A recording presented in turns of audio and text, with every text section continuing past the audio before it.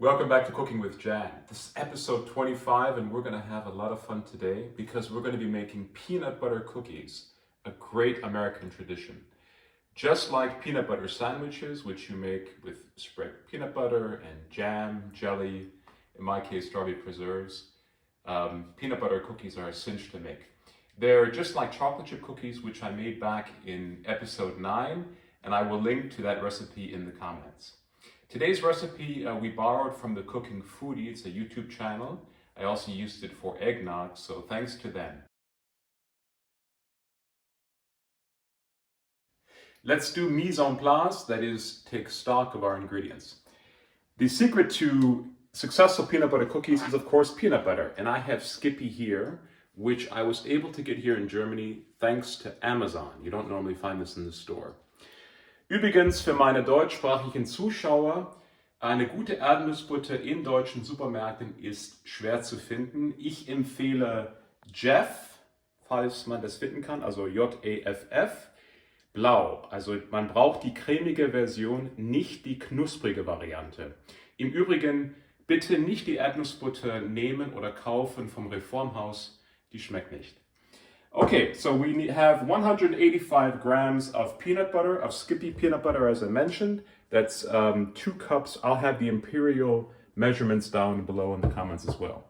Then we have 110 grams of butter at room temperature. If it's not at room temperature, you take it out of the refrigerator, it's cold. Just pulse it in the microwave for about 20 seconds, but be careful.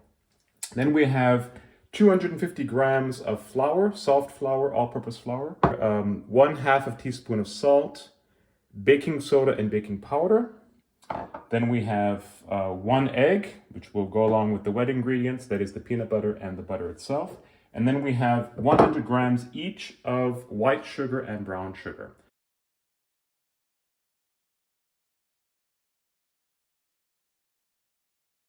Okay, the first step is to just take in all of the dry ingredients, mix them together. People do this in big bowls. I don't. I just use a small bowl, just for efficiency's sake, just to make sure that everything's mixed. And be careful if you use a small bowl so you don't spill too much. Put that aside, your dry ingredients. Start with your butter. Now I'm using also a stand mixer. Of course you can use a hand mixer as well. Works the same. This is a very easy recipe. Just plop it in there, and we're going to whip this butter for about a minute, not more, because we don't want to overmix this batter. And here we go. I love stand mixers. There. This is your 185 grams of peanut butter. This will work just fine.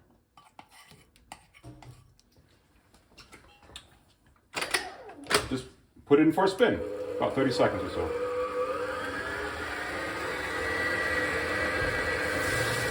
Now the next step is to put in our sugar, 100 grams of white sugar. And actually, no, let's mix it once at a time. Those who bake are always so precise and always so careful, which I'm not. Which is one of the reasons why when I made a lemon pound cake the other day, it exploded. Here goes in our brown sugar as well. Okay, so now we've got our butter's in. Next thing is the egg, and then we'll come in our dry ingredients. So put this there. Make sure when you do an egg, you always crack it on, not like so, because you could put an eggshell in the yolk. It's best to do it on a flat surface and then add it in.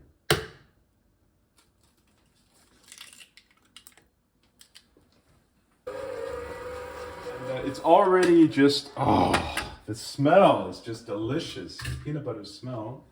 Let's just scrape this off, make sure that everything is mixed. The bakers also scrape the bottom, which I'm not going to do right now. In come the dry ingredients: flour, salt, baking powder, and baking soda. Being very careful because we're using a stand mixer and we don't want to have an explosion of flour. So you'll see that that's just in a second. Add very, very gently and piecemeal. And round 3.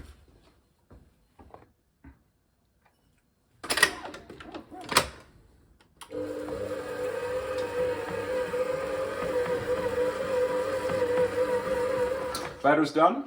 We don't have to go any farther with that.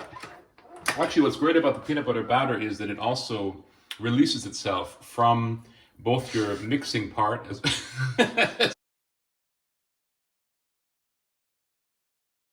Now we're going to set our oven. I'm going to put it on the convection setting because it's going to go faster because the heat is spread around by the fan.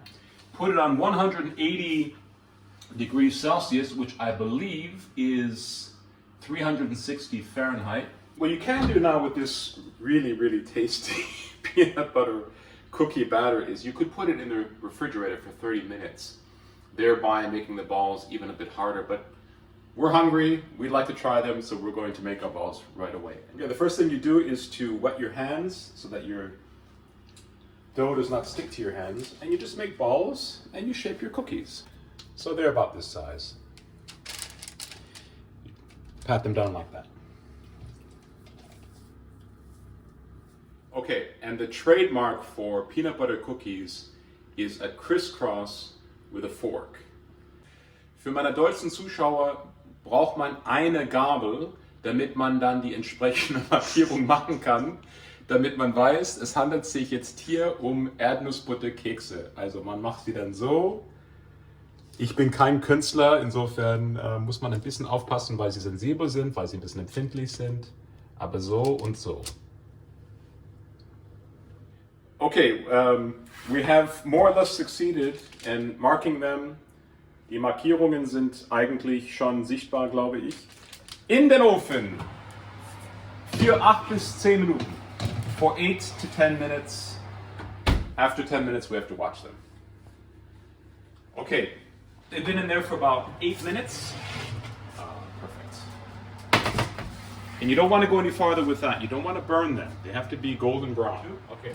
They were in also for about 8 minutes. I'm going to take them out.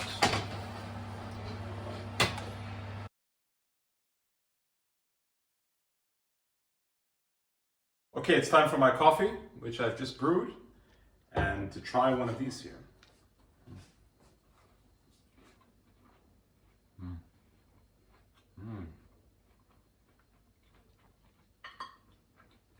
The perfect temperature. Not too long in the oven. Make sure that you watch them. They should not get too well done. If you like what you saw, please give me a thumbs up. Subscribe to the channel, share my channel with others who may want to watch my content. And with that, as Jacques Pepin says, happy baking!